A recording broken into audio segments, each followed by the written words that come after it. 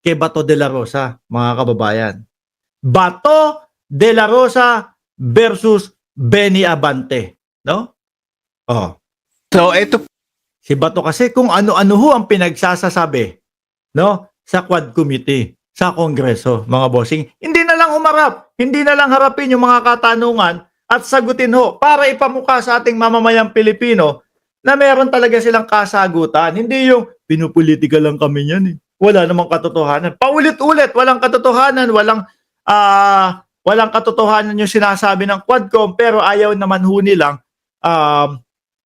sagutin dun mismo sa Quadcom, mga bossing. O, pakinggan nyo ho roon ng dagdag bawas eh.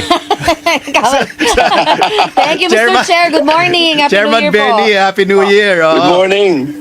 Chairman, so ito pong unahin natin itong kay Senator Bato, no ha? Ayan. Eh mukhang hanggang ngayon eh parang may carry over pa nung 2024 yung kanyang mga hinaing. Eh, paano siya yung number 1 na nakalista, no? Sa ICC. Kaya hindi ho mahihintutong si Bato. Kahit ho matalo na to, mawala na yung pangalan niya o matapos na ang eleksyon. Nako, kabado pa din ho yan si Bato. Na bakit ba ang Quadcom daw eh walang inatupag kundi mag-contempt at saka mag-detain ng mga police officers imbis na ang pag-ubusan ng panahon eh yung lumalalang kriminalidad di umano dito sa ating lipunan. Ayan. Wala. May banat si Bato ho, ano? Yun naman mga pinapakontempt ho nila, mga bossing.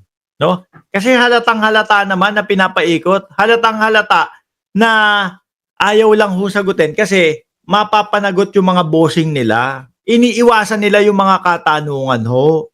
Ano? Nabasa ko yung kanyang yung kanyang statement. Unang-una, ang tanong ko diyan saan ang data? First of all, Oo. naging Yun ang katanungan lagi natin doon sa mga DDS, mga bossing, no? Pagka naglabas ng bangag ang Pangulo, pagka naglabas na naghihirap na ang ating bayan, putik, naglabas ng nung electric car na Tesla sa Pilipinas, nakapila, ang haba ng pila no? Yung mga Pilipino, yung ba yung naghihirap ang ating bansa, paglabas ng iPhone, iPhone 16, pilahan din yung mga Pilipino. Diba? Nasaan yung data ni Bato para sabihin o yung mga yan? Kasi ang umiiral ho dito sa mga tao na to, mga kababayan, sabihin natin ganito, ganyan. No?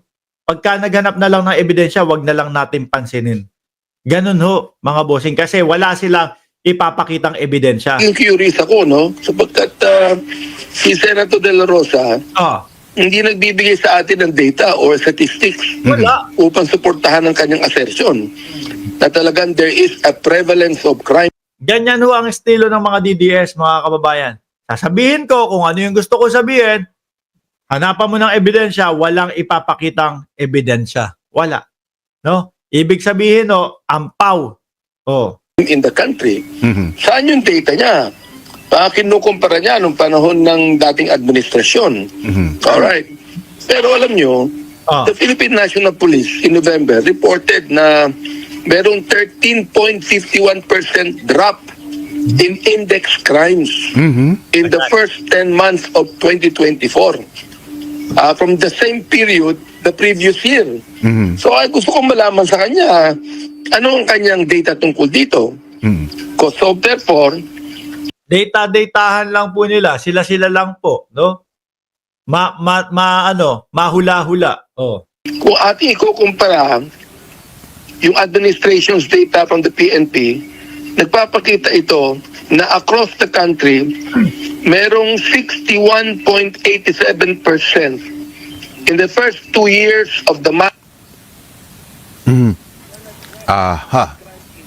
Congressman? Ayan, nawala, humina. 2 years of the Duterte administration. So ako, ang suggestion ko sa kanya, senador siya. Sabihin niya sa kanyang mga researcher, bigyan siya ng data tungkol dito. Bago siya tumalak dyan. Opo. So, in the meantime, yung pong mga binanggit ni Senator Bato, I guess, wala namang pinagbago ano po dahil from day one ng Quadcom hearings talagang ang posisyon niya hindi ako magpapakita diyan, marami pa akong ginagawang Sandali. Siyempre, mga kababayan, kailangan pagbigyan natin yung walang katapusan na komento ng mga DDS. Bangag ka rin pala, kano kitaan sa channel mo. Naku po. Baka sabihin mo, hindi patas ang buhay sa'yo kapag ka sinabi ko yung kita ng channel. Baka sabihin mo, at nagsasalita lang to, no, araw-araw na nagsasalita doon sa kanyang vlog, tapos ganun yung kinikita ng channel niya. Ako dito, 24 oras na ako nagtatrabaho. Yung isang linggo niya, parang isang taon ko na. Baka magkaiyakan. Sabihin mo, hindi pantay ang buhay. No? Eto, naghihikahos na ako kakatrabaho sa araw-araw. Yung sinasahod ni Mark Ramos na isang linggo, pang isang taong ko. Huwag mo nang alamin. Ano? Tutulo lang ang laway mo. Na mas lalo ka lang maaawa sa sarili mo. mas makabuluhan kaysa tumestigo dyan. Yun ang problema, Peter. Kasi sabi namin, why don't you come and face us para maisay mo sa amin ang iyong mga hinaing. Ayan. Yung pinapapunta ka, pero ang dami mong sinasabi, ayaw mo naman pumunta. Yun yung sinasabi natin, na pag pumunta po sila Bato de la Rosa, dala-dala po yung mga kaalaman nila para iligtas ang kanilang sarili. Malalaman ng mamamayang Pilipino yan, maririnig natin yung kanilang sinasabi. Di ho ba? Pag narinig natin, baka kampihan pa ho natin sila.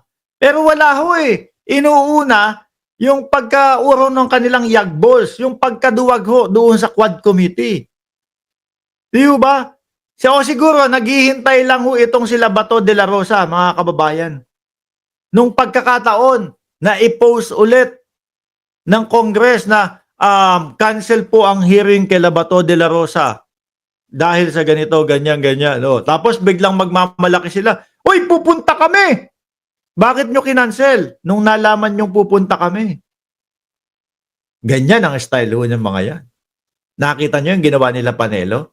Nila dating Pangulong Duterte? Kinancel yung Quad Committee o yung patawag sa kanila. Bakit to? Kasi nagbigay na yung kanilang lawyer ng sulat na walang tiwala sa Quadcom. Ano isipin mo nun? Pupunta pa? Di syempre wala na. Ang ginawa nila, dahil yung main na tao naman, wala, hindi pupunta, ang gawin natin, na lang natin, i-cancel. Biglang atake si Panelo. No? Pupunta kami, bakit nyo kinancel? Ayun. Huli sila sa patibong. Wala na po nagawa. Kundi pumunta na lang ho. No? Napasubo. Kagaya ni Roque. Tuloy natin. Etong si Bato, tapos, ayan mga kababayan, nakita nyo yung ginawa ni Marcoleta na pagsisinungaling doon sa sa rally ng Iglesia ni Cristo. Hindi daw po pinapapunta yung mga PNP chief, no? Doon sa Congress. Ang tagal na pong pinapapunta nitong sila Bato de la Rosa Nakita nyo yung panlilin lang nila. Tapos sasabihin, kapayapaan, peace rally ito. Di ba? Tapos sandamakmak na politiko ang nandun, mga bossing. Tapos samahan pa nung speech ni Marcoleta. Ang tanong ho, mga kababayan, pagkatapos ba nung rally na yun, tumaas ang kandidatura ni Marcoleta? Pumasok na ho ba sa top 12 si Marcoleta? O wala pa din? Wala pa din. Siguro bilang kayo, 1, 2, 3, ano ba kayo?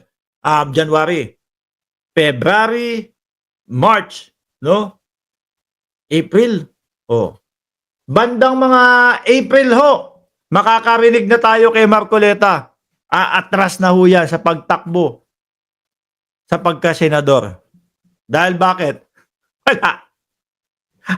Ayaw pumasok ng pangalan niya doon sa top 12 Di ba? Atras na lang. Kesa masabihan pa akong talo. At least, kapag yung tinanong ako, ano nangyari doon sa kandidatura mo?